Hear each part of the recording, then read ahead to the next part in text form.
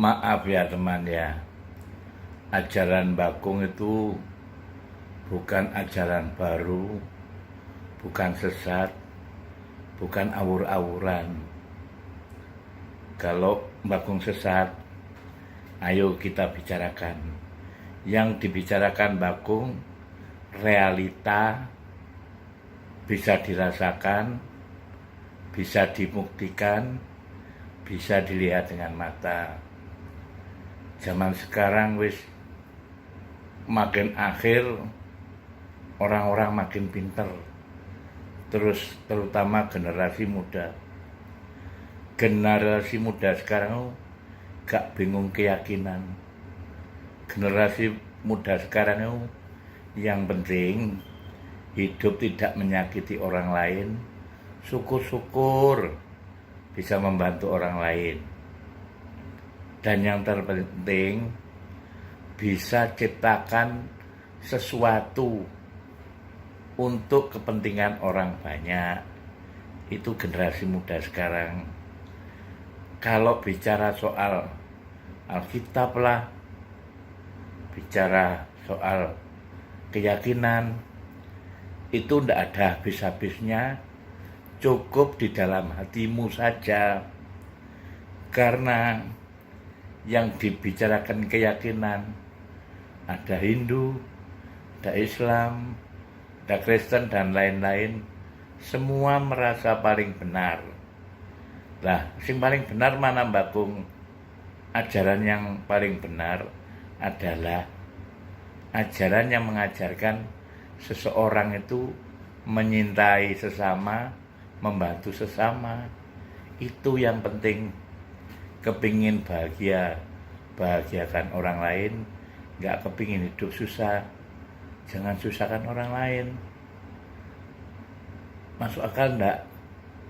Nah, terus kalau ya contohnya sekarang dengan adanya corona, dengan adanya virus, gereja tutup, wihara tutup, terus masjid tutup, kumpulan-kumpulan ibadah ditutup.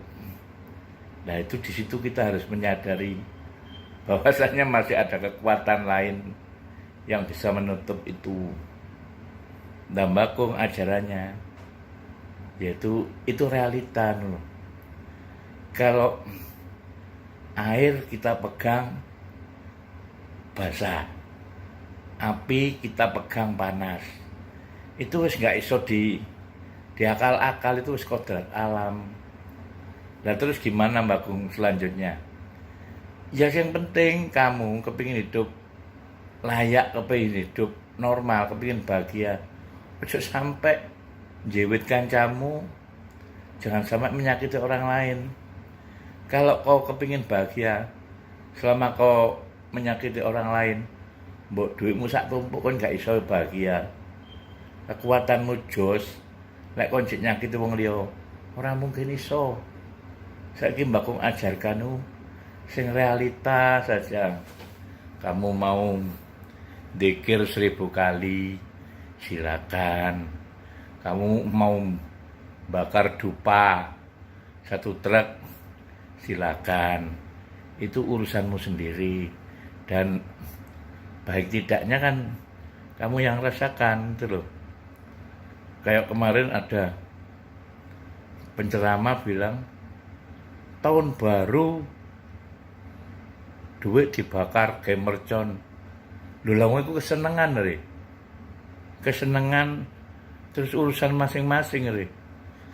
Nek nuruti mubadir, wah ya macam-macam maka sing mubadir. Ono sing berapa juta apa itu petasan dibakar untuk pesta kembang api. Ya ora apa-apa dhuwit-dhuwit dhewe. Sing penting ku tujuane kan nyenengno wong liya, nyenengno dulure. Lek kowe gak gelem ya aja ikuti ngono lho, Bro. Ngerti ra? Niku suatu pesta, dhek bekerja.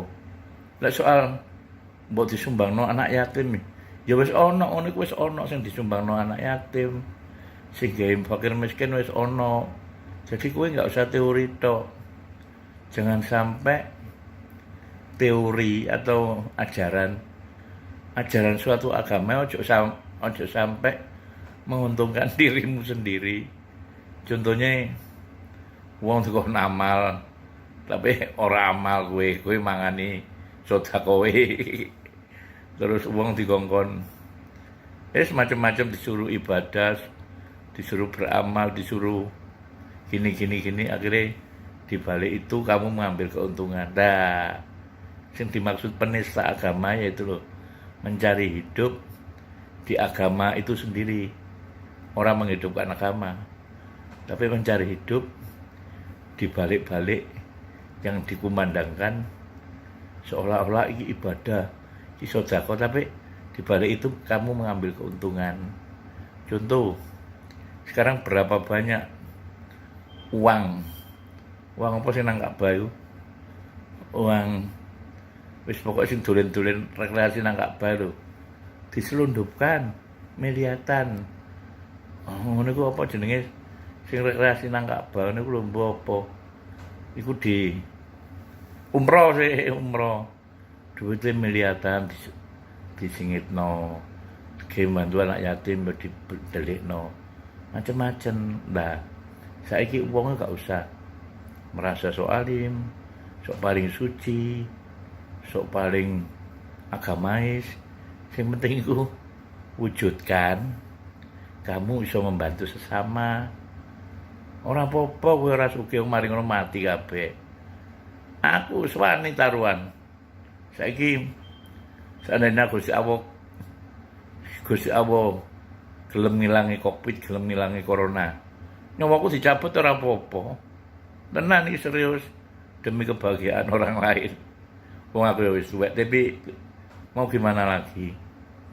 Yaitu ya saya tekankan buat generasi muda sekarang berpikirlah mulai hidup yang realita, yang nyata, bisa dirasakan, tidak menyakiti orang.